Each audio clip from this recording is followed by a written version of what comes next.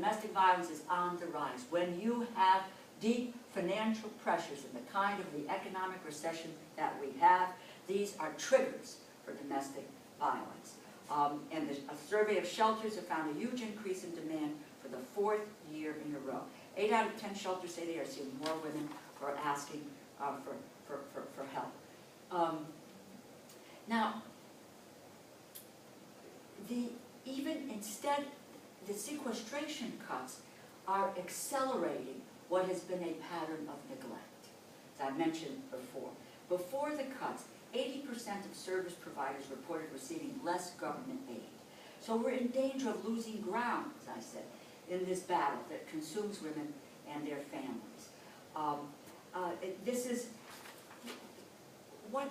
It's the kind of an issue that unless we put a spotlight on it, doesn't see the kind of national attention that it deserves. Let me just conclude in this way before I introduce Karen.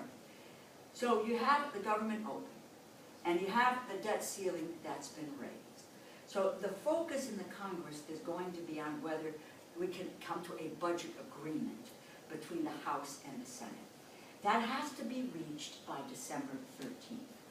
The other piece of this is whether or not we can then pass a budget for the coming year, 2014, by January 15th, without another government shutdown. And I know that service providers are concerned about this. They're also concerned that now that the government is open, what is happening, how quickly are the disbursements going to be made so that they can make themselves whole.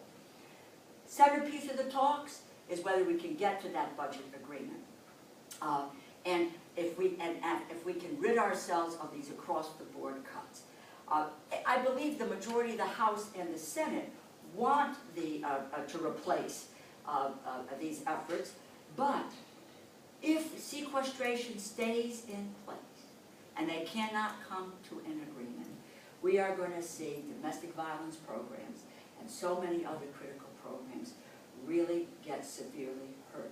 So there's got to be finding this balance amongst our colleagues to the solutions to end sequestration. It's elusive at the moment to see how this is going to end, but it is critical.